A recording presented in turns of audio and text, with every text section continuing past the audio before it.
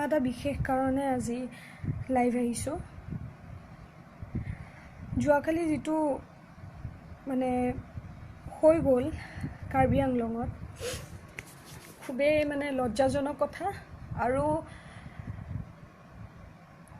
মই এটাই ক'ব বিচাৰোঁ যে আৰক্ষী মানে প্ৰশাসন যোনজন DC তেখেতৰ এটা মই অলপ আগতে এটা পোষ্ট মানে এটা চালোঁ যে তাত দিছে যে তাত তেখেতে কৈছে যে কোনোবা এডোখৰ জেগালৈ যাবৰ বাবে মানে আগতে আৰক্ষীক জনাব লাগে। এতিয়া মানে মই কুৱেশ্যন কৰিব বিচাৰিছোঁ যে আমি এই অসমখনত নিজৰ জেগাখনত যোৱাৰ আগত আমি কি মানে আৰক্ষী প্ৰশাসনৰ সহায় লৈ যাবলগীয়া হ'বলগীয়া অৱস্থা হৈ গৈছেনে? আৰু এটা কথা, সেই নীলোৎপল দাস আৰু অভিজিত নাথ যোনজন ঢুকালে, তেওঁলোক কেনেকৈ চাইল্ড পিকাৰ হ'ব পাৰে, মানে সোপাধৰা কেনেকৈ হ'ব পাৰে? মই মোৰ ভিডিঅ'টো চাই মোৰ গাৰ নোম শিয়ৰি গৈছে। মই সহ্য কৰিব পৰা নাই এইটো বস্তু, বহুত বেয়া লাগিছে। কিন্তু মই জাষ্ট এটা ৰিকুৱেষ্ট কৰিব বিচাৰোঁ যে তেওঁলোকক যি ধৰণে শাস্তি দিছে, মানে তেওঁলোকক যেনেকৈ কষ্ট দি পেলাই মাৰা হৈছে, যিকেইজন মানুহে মাৰিছে তেওঁলোকক অকল মানে ফাঁচি দিয়াটোৱে উচিত বুলি নাভাবোঁ। তেওঁলোকে যেনেকৈ কষ্ট খাই খাই মৰিছে, তেওঁলোককো যাতে সেই কষ্ট দিয়ে মৰাটো উচিত বুলি ভাবোঁ। আৰু মই আৰক্ষীক সেইটো মই ৰিকুৱেষ্ট কৰিব বিচাৰিছোঁ যে আপোনালোকে হাতত লওক। আপুনি এজন DC, তেখেতৰ নামটো মই একজেক্টলি নাজানিলোঁ, কিন্তু তেখেতে তেওঁ মিডিয়াৰ আগত কৈছে যে এজন বাহিৰৰ ল'ৰা যেতিয়া সেই ভিতৰুৱা জেগাখনলৈ গৈছে, তেওঁলোকক জনাই যাব লাগিছিলে। তেওঁলোকক নজনোৱা সেইটো মানে তেওঁ একচেপ্ট কৰিব নোৱাৰে, সেইটো ভাল বুলি নাভাবে। কিহৰ বাবে? আৰু নীলোৎপল দাস আৰু অভিজিত নাথ কেনেকৈ এজন সোপাধৰা হ'ব পাৰে? তেওঁলোকৰ মই প্ৰফাইল চালোঁ, চব চালোঁ, ইমানো তেওঁলোকৰ বেয়া দিন অহা নাছিল যে তেওঁলোকে সোপাধৰা বা বাচ্চা সোপাধৰাৰ কাৰণে যাব পাৰে বা কিবা। আৰু মোৰ বহুত ট্ৰাইবেল ফ্ৰেণ্ড আছে, বহুত ট্ৰাইবেল মানুহৰ লগত মোৰ বহুত ভাল, বড়ো হওক, কাৰ্বি হওক বা যিকোনো ট্ৰাইবছৰ মানুহ নহওক, তেওঁলোকৰ বহুতখিনিৰ লগত মোৰ বহুত ভাল। মই নিজেও কাৰ্বি আংলঙত মাজে মাজে কেতিয়াবা যাওঁ, সেইখিনি জেগাত মানে যোৱা হয়। মোৰ বহুত ভাল ফ্ৰেণ্ড আছে। কিন্তু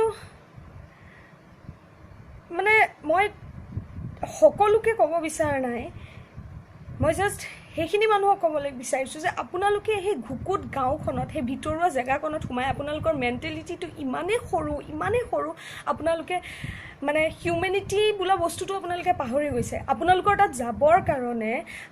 তাত যাবৰ বাবে মানুহে ভয় কৰে। কাৰ্বি আংলঙলৈ নাযাওঁ, এইখিনি টাইমত গ'লে দিগদাৰ হ'ব বা যিকোনো জেগাত। সেইটো কিয় হৈছে? আপোনালোকে ভাবে নেকি যে আপোনালোকক ভয় কৰে কাৰণে যাব নিবিচাৰে বা কিবা? নহয়, আচলতে সেইখিনি মানুহে, যিখিনি মানুহে যাব বিচাৰে, সেইখিনি মানুহে আপোনালোক আচলতে হাঁহে। মানে কি ক'ব কিবা বিচাৰিছিলোঁ, কিন্তু মোৰ মুখৰ পৰা ওলোৱা নাই। মানুহৰ লাইফতে ইমান প্ৰব্লেমছ হৈ থাকে, তাৰ পাছত কেনেকৈ মানে এজন মানুহক হত্যা কেনেকৈ কৰিব পাৰে? তাকো ইমান কষ্ট দি ৰিকুৱেষ্ট কৰিছে নামাৰিব, যে মই অসমীয়া হয়, তাৰ পাছতো জাষ্ট বিকজ মানুহৰ জাষ্ট নীলোৎপল দাসৰ হেয়াৰ ষ্টাইল, চুলিখিনি অলপ ডিফাৰেণ্ট আছিলে কাৰণে তেওঁক মাৰা হ'ল নে কি?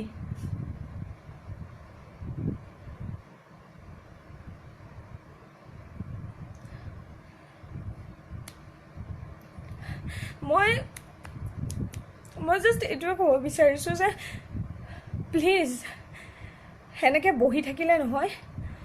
অসমীয়া মানুহখিনি, যিখিনি অসমীয়া, সঁচাকৈ অসমীয়া মানুহ, তেওঁলোকক মই জাষ্ট ৰিকুৱেষ্ট কৰিছোঁ, এনেকৈ বহি, ময়ো লাইভত আহিছোঁ, লাইভ এইটো কাৰণে আহিছোঁ যে উঠক, মানে সজাগ হওক আৰু তেওঁলোকৰ এগেইনষ্টত যাতে আমি মানে কিবা এটা কৰিব পাৰোঁ। মই মানে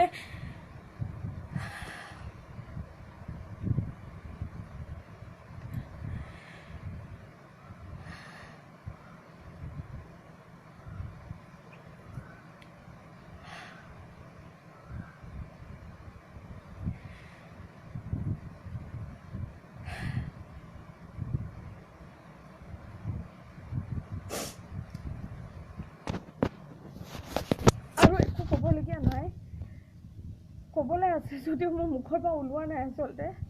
কি ক'ম, ক'ৰ পৰা আৰম্ভ কৰিম, ক'ত শেষ কৰিম, একো ক'বলগীয়া মানে নোহোৱা হৈ গৈছে। জাষ্ট ৰিকুৱেষ্ট কৰিছোঁ যে প্লিজ মানে অসমখন এনেই মানুহে জংঘলী বুলি নকয়, জংঘলী মানুহ আছে কাৰণে সঁচাকৈ বাহিৰৰ মানুহে জংঘলী বুলি ক'ব লাগে লগীয়া মানে হৈছে।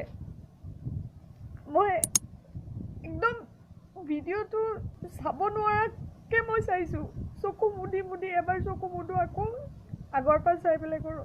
কিয় কৰা হৈছে এনেকুৱা?